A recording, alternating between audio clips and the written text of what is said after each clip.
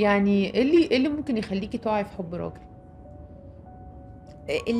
المعايير بتختلف طبعًا، يعني أكيد زمان لو كنت سألتيني مش زمان، حتى لو كنت إمم، سألتيني من سنتين إمم، كان الموضوع هيختلف.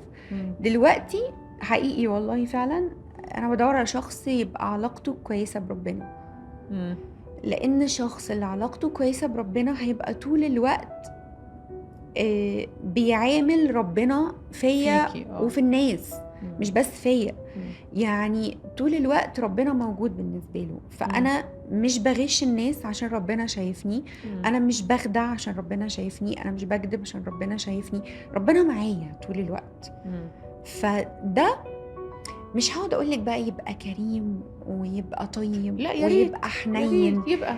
طبعًا ما هو ده إمم، إمم، هتتوقعي منه ده.